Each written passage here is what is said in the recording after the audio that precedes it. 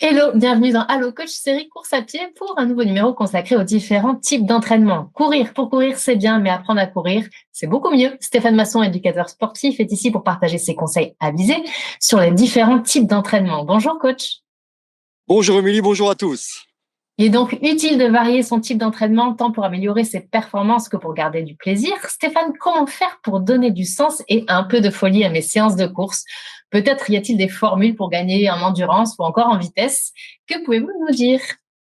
Alors, il y a pas mal de points sur lesquels on peut jouer. Ce qu'il faut, c'est rester de toute façon assez prudent et démarrer doucement. En tout cas, il y a trois critères principaux sur lesquels vous aurez à être attentif pour pouvoir déjà progresser doucement et surtout ne pas se blesser. Parce que lorsque l'on veut faire trop en volume, trop vite, trop fort, la blessure guette quasiment automatiquement. Alors les trois critères, c'est la fréquence, c'est combien de séances je fais par semaine, donc on essaye de pas être trop être gourmand au début. La durée, bien sûr, quel volume en temps je vais courir. On raisonne pas tant en kilomètres, mais plus en temps. Et quel volume en temps je vais m'autoriser à courir sur mes séances. Et puis, bien sûr, il y a la question de l'intensité, très important. L'intensité devra être au début modérée. Et vous verrez que l'intensité modérée reste très importante parce que même quand on est un coureur confirmé, on va continuer à certains moments à courir à ces allures modérées. Alors, quand on est débutant, la fréquence, quand on débute, c'est déjà une fois par semaine, c'est déjà bien. Après, une fois qu'on arrive à s'installer un petit peu dans un effort et quand on a un certain confort, surtout le lendemain et le surlendemain, on peut retenter une autre sortie. Après, on peut arriver à 2 et peut-être à 3, mais pas tout de suite. Restez bien sur 2 séances. Ayez une sensation de confort entre les séances, déjà pendant les séances et après les séances, pour en introduire une troisième dans votre semaine. Après, ce qu'on fait, c'est courir lentement. Quand on démarre, on court lentement. Quand on reprend également, on court lentement. Ne courez pas vite, ça ne sert à rien. L'adage, c'est en compétition, pour courir vite, j'apprends à courir doucement. Et une fois que j'ai ce qu'on appelle cette endurance fondamentale, après, je vois comment je peux accélérer. Alors pour les grands débutants, souvent on va s'interroger sur quel âge a le sujet et quel état de forme et quel poids aussi, parce que quelqu'un qui gagne un peu en âge, qui gagne un peu en poids et qui n'est pas forcément en grande forme aura tout intérêt à partir très doucement. Maintenant, quelqu'un qui a un âge moyen et qui est en bonne forme devra aussi partir doucement. Alors, qu'est-ce que c'est partir doucement? C'est peut-être alterner entre un peu de course à pied et un peu de marche. Alors, ça veut dire quoi? On peut faire des blocs, par exemple de 3 minutes, où on va reprendre le jogging tout doucement pendant 3 minutes et marcher pendant 3 minutes. Alors, on marche, à quoi ça sert? Ça sert déjà à se reposer, à détendre un peu les jambes qui sont sollicitées, même sur 3 minutes, pour certains, ça peut paraître beaucoup, et puis faire redescendre la fréquence cardiaque qui aura tendance à monter énormément quand on reprend, par exemple, ou quand on reprend la course à pied. Donc, faire redescendre la fréquence cardiaque. Alors après, on peut faire des sorties au début que de 20 minutes, si on se sent, en mettant des blocs, par exemple 4 blocs de 3 minutes. Hein. Et après, on peut augmenter progressivement si on se sent bien sur ce nombre de blocs et sur cette alternance de course à pied et de marche.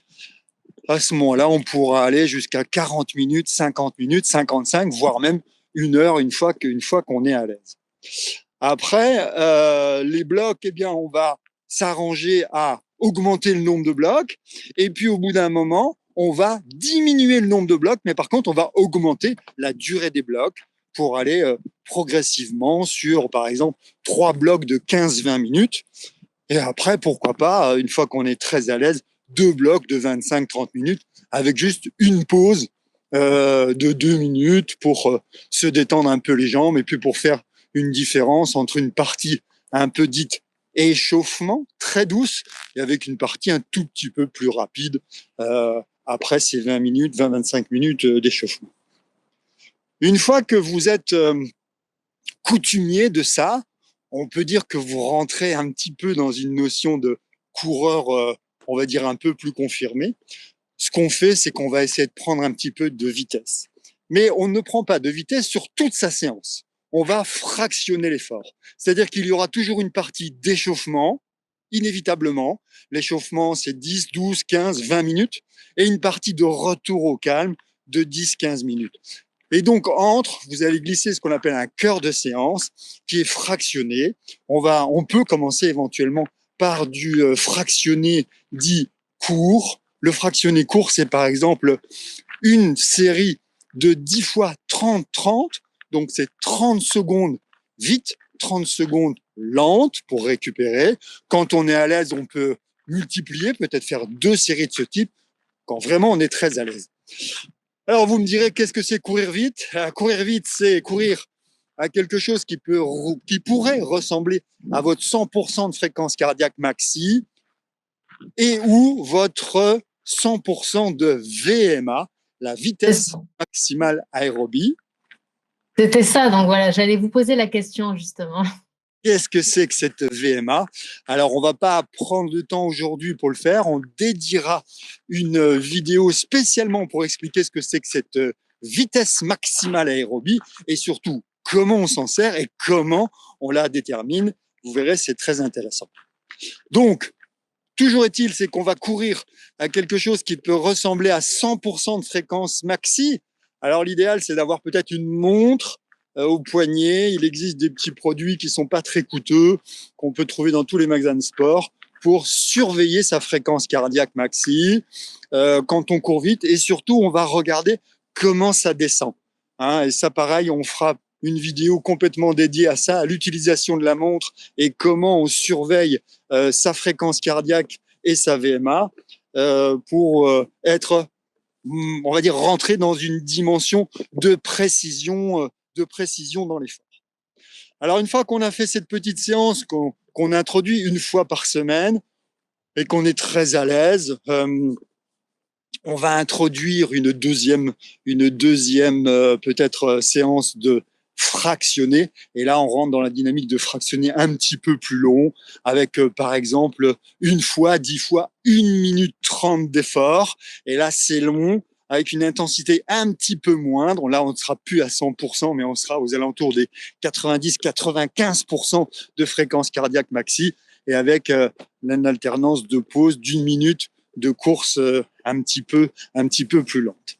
Alors, à préciser aussi, c'est quand on rajoute ces séances de fractionné pour prendre de la vitesse, pour gagner ce qu'on appelle en capacité aérobie ou en puissance, plus précisément en puissance aérobie, on garde de toute façon à côté des footings très lents, parce qu'il faut savoir quand même, c'est qu'un programme d'athlète, quel que soit son niveau, est composé à 80% de footing, d'endurance fondamentale, c'est-à-dire de courses lentes, douces, pour travailler certaines compétences d'endurance, notamment le développement musculaire, le développement des mitochondries, etc. Je ne vais pas rentrer trop dans la technique.